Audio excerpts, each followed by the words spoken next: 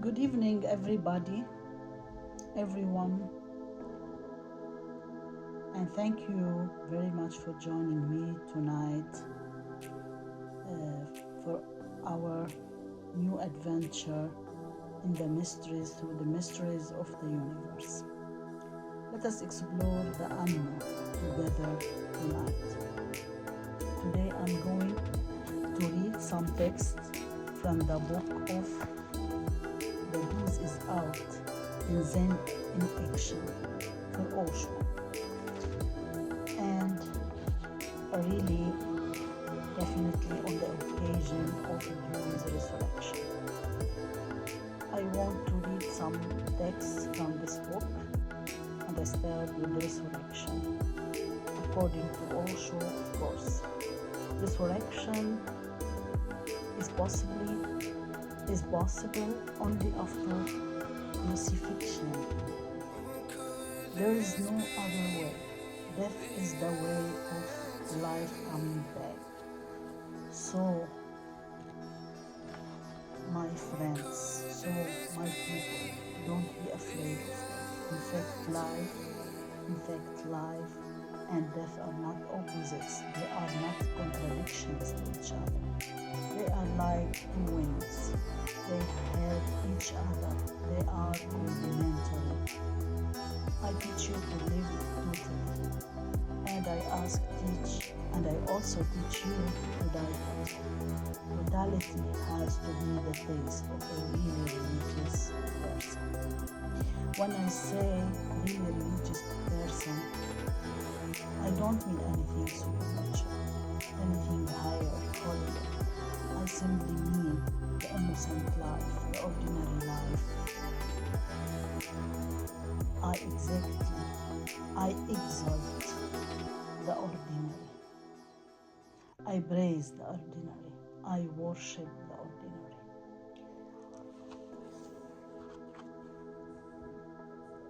The religion of a Druze people or nation or convenience has a long history. Much of it is only a hangover from the past. The real religion, essential again. Religion is only possible now because the man has come to an age. Past humanity was very childish. Not childlike, remember, but childish. It was bound to be so. It was inevitable, unavoidable. So I'm not complaining about it.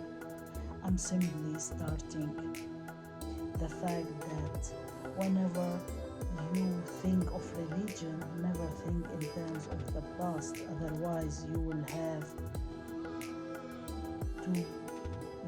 a totally wrong orientation. Think more in terms of the present. When you think of the theory of relativity, you don't bring Newton in. You know that he did contribute something to scientific growth, but his days are over. We are grateful for whatsoever he did, whatsoever he could. But with Albert Einstein, Newton is finished. He will remain only a footnote in the history of scientific growth. The same is true about religion, about every man endeavor. When you are going to the moon in a spaceship, certainly the man who invented Bullock cart has contributed immensely. Without the Bullock cart, there would have not been any possibility for the spaceship. But you don't go on worshipping the man who invented the Bullock cart. You don't remember his name. While you are involved with a spaceship, it's better to forget all about the Bullock cart. They are not going to help. Their mechanism is out of date. But about religion, you are not irrational. About religion, you are very emotional. About religion, you are not so scientific. About religion, superstitious. Religion has passed through two phases. The first phase was a prayer, that is the Bulaka era of religion. The second phase is meditation, that is the spaceship age of religion. They are totally different dimensions. Their sources are different. Their workings are different. Their whole meal is different. And one should not get confused between the two. There is much confusion around the world, so let me explain to you by the very patient, because we are all conditioned by the religions of prayer. Their weight is heavy. Every human being is crushed under a mountainous weight. The work for a master has become more and more difficult, because it is not only a question of helping you to be meditative. Before that can start much has to be negated in you. Much rubbish has to be shoveled. Much dirt has to be cleaned out. The whole past has to be dismantled. Only when you are able to open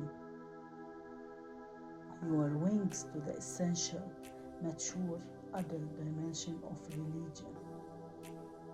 Prayer means fear, hence all the old religions are fear-oriented. Their God is nothing but a creation of their fear. It is not a discovery, it is imagination, it is projection. They are full of fear. They need a father figure who protect them from all kinds of fear. There are thousands of fears in life. There are anxieties, anguishes, problems to be encountered, unsolvable, puzzles, unbridgeable gaps, and man is surrounded by great darkness. He needs a protective hand. He wants somebody as a security, as a safety. Each child is brought up by his parents. His first experience with his parents becomes very decisive, because he is protected, comforted, consoled. All his needs are fulfilled. He has no worries, he has no responsibilities, he is taken care of. He can rely on his parents, but he is not going to have this forever. So sooner or later, he will have to stand on his own feet. The moment he stands on his own feet, a great trembling arises in him. Now who is going to save him? Now who is going to console him? The problem go on becoming bigger and bigger every day. As life progresses, it starts becoming closer to death, which is the ultimate problem to be solved, and there is great anxiety about death. Each child starts falling back. Each child starts going back to the childhood state, because that seems to be the only part of his life where there was not a single problem at all. This is regression. The regression has been thought as prayer. It is not a prayer. When he falls on his knees and starts praying to God. It is not accidental that all the religions call God the Father. Yes, there are few other religions which call God the Mother, which is the same in the matriarchal societies. God is the mother. In matriarchal societies, God is the father. One thing is certain, that God has to be the ultimate parent. Every community, society, civilization invents its own God. They say God created man in his own image. That is absolutely wrong. Man has created God in his own image. And because there are so many kinds of people in the world, there are so many kinds of images of God. That image is your fabrication, and you are praying before your own intention. Prayer is really one of the most absurd things possible. It is as if you are praying before a mirror, seeing your own face, kneeling down before your own image, asking you for favors, and there is nobody in the mirror except your reflection.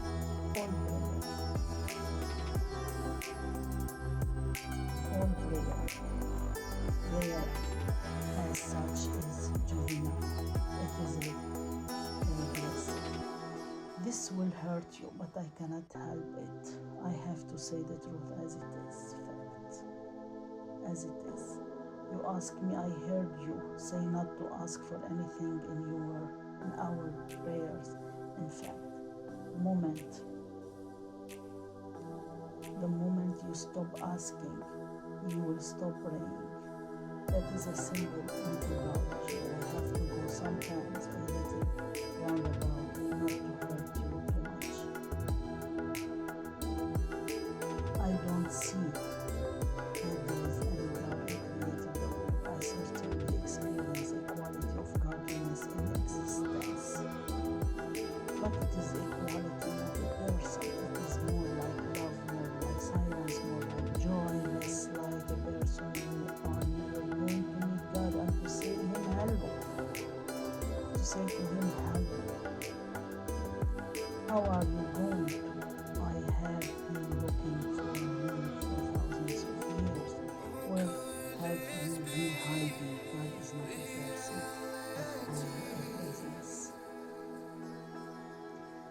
So, my friends, thank you very much for your joining me tonight and exploring our adventure. See you until next time. Keep seeking the truth and see you again with more messages and texts. Goodbye.